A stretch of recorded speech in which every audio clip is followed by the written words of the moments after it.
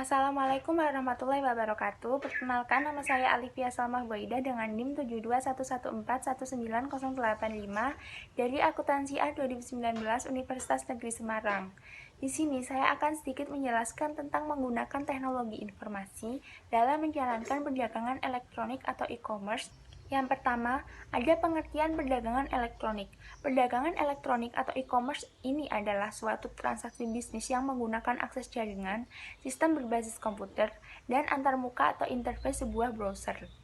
E-commerce di luar perusahaan ini dibagi menjadi dua. Yang pertama itu ada e-commerce bisnis ke konsumen atau B2C, dan e-commerce bisnis ke bisnis atau B2B. Manfaat-manfaat yang diharapkan dari e-commerce. Pertama, perbaikan layanan pelanggan sebelum, selama, dan setelah penjualan. Yang kedua, perbaikan hubungan dengan pemasok dan komunikasi keuangan. Yang ketiga, peningkatan imbal balik ekonomis atas pemegang saham dan investasi pemilik. Kendala-kendala e-commerce. Dalam memulai perdagangan dengan menggunakan teknologi informasi atau e-commerce ini, para pengguna baru biasanya mengalami kendala-kendala berupa biaya yang tinggi, kekhawatiran akan masalah keuangan, dan piranti lunak yang belum mapan atau belum tersedia. Ketiga masalah ini merupakan masalah pokok yang sering dihadapi para pengguna baru e-commerce. Jalan menuju e-commerce. Rencana bisnis strategis akan membakukan komitmen untuk menggunakan e-commerce guna meraih keunggulan kompetitif. Perusahaan pertama-tama harus memperoleh kecerdasan bisnis atau business intelligence sehingga perusahaan tersebut akan dapat memahami peranan potensial yang akan dimainkan oleh masing-masing unsur lingkungan. Jadi, perusahaan yang akan memulai bisnis dengan e-commerce ini harus mengetahui unsur-unsur apa yang dibutuhkan untuk menjalankan bisnis dengan menggunakan teknologi informasi ini. Intelijensi bisnis atau business intelligence. Intelijensi bisnis ini adalah aktivitas mengumpulkan informasi mengenai unsur-unsur di dalam lingkungan yang berinteraksi dengan perusahaan. Di dalam intelijensi bisnis ini terdapat dua unsur yang sangat berpengaruh. Yang pertama itu ada basis data eksternal dan ada mesin pencari. Nah, di dalam basis data eksternal ini tersedia sejumlah basis data komersial penting yang memberikan informasi mengenai hampir semua objek. Contoh dari basis data eksternal ini ada LexisNexis, www.lexisnexis.com, ada juga Global Exchange Service, terus ada Perpustakaan Kongres, dan lain-lain. Yang kedua, ada mesin pencari. Mesin pencari atau search engine ini adalah suatu program komputer khusus yang menanyakan suatu kata atau kelompok kata kepada pengguna untuk dicari. Program ini kemudian mencari isi situs-situs web di internet untuk melihat apakah kata atau kata-kata tersebut terdapat di situs web ini. Strategi e-commerce dan sistem interorganisasional. Dalam strategi e-commerce ini, perusahaan biasanya menggunakan sistem interorganisasional atau interorganizational system atau IOS dan pertukaran data elektronik atau electronic data interchange atau yang biasa disebut juga dengan EDI.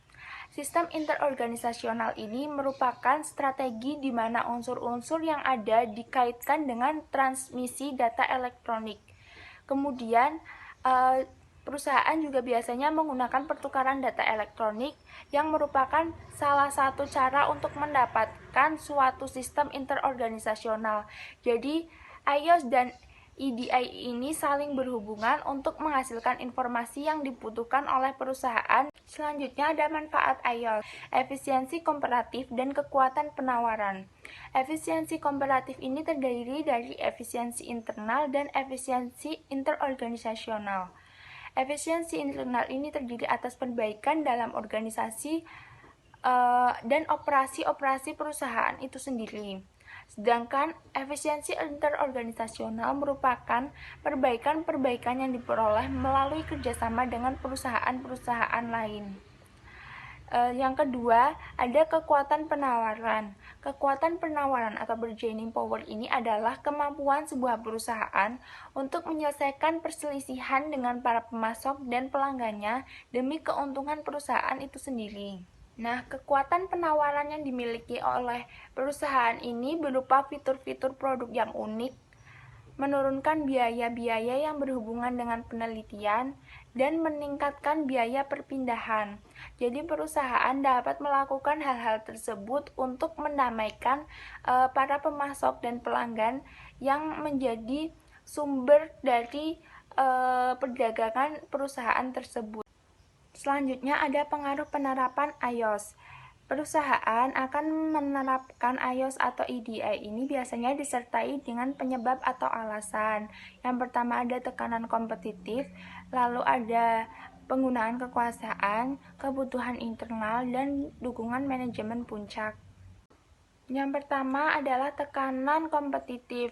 Jika perusahaan berada dalam posisi yang buruk terhadap pesaingnya, perusahaan akan menerapkan iOS dengan cara yang reaktif. Yang kedua, ada penggunaan kekuasaan.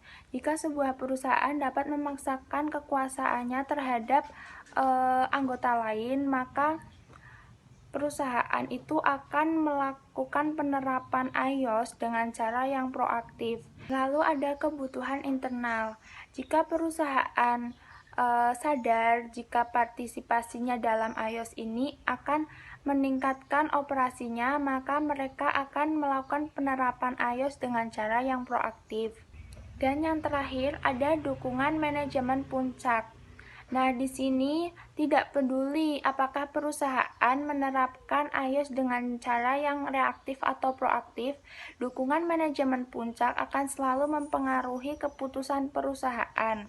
Manfaat-manfaat tidak langsung iOS.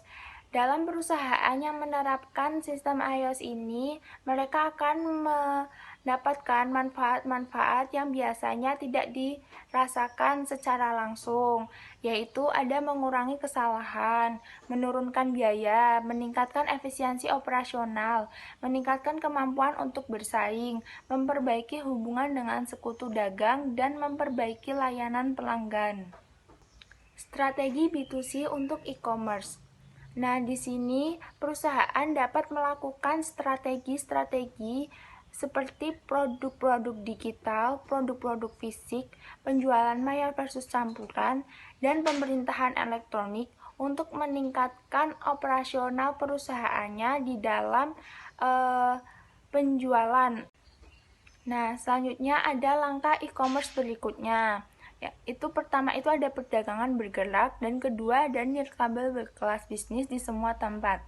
Perdagangan bergerak atau mobile commerce atau m-commerce adalah penggunaan telepon seluler dan asisten digital pribadi PDA untuk melakukan e-commerce nirkabel. Sedangkan komunikasi nirkabel yang kecepatannya cukup memadai melalui penyedia jasa komunikasi yang sama dengan telepon seluler akan memungkinkan terciptanya komputasi nirkabel berkelas bisnis hampir di semua tempat. Menggunakan internet, World Wide Web atau www adalah informasi yang diakses melalui internet di mana dokumen-dokumen atau file-file komputer disimpan dan kemudian diambil dengan cara-cara yang menggunakan metode penentuan alamat yang unik. Nah, di www ini biasanya terdapat situs web, link hypertext, halaman web, home, browser, universal resource locator, protokol, nama domain, dan path. Aplikasi bisnis internet. Nah, aplikasi bisnis internet ini biasanya digunakan oleh dua bagian penting, yaitu e-commerce dan manajemen rantai pasokan rumah sakit dan aplikasi retail. Nah, di sini ada saran-saran keberhasilan penggunaan internet. Itu ada pastikan situs web Anda kuat, pastikan browser dan struktur basis data Anda fleksibel maupun intuitif, menekankan isi, sering diperbarui, melihat di luar pelanggan, tunjukkan isi pada kebutuhan spesifik pengguna, menjadikan internet intuitif, berada di lokasi web yang tepat, ciptakan rasa kebersamaan, dan carilah pertolongan jika Anda membutuhkannya. Nah, yang terakhir ada dampak internet pada bisnis di masa mendatang. Para pengguna internet adalah satu kelompok yang beragam. Banyak yang masih berusia muda, namun yang berusia lebih tua dengan lebih banyak penghasilan untuk dibelanjakan tentunya memiliki dampak yang substansial pada ramalan ekonomi e-commerce. Nah, cukup sekian penjelasan yang dapat saya sampaikan. Terima kasih sudah menonton video ini. Wassalamualaikum warahmatullahi wabarakatuh.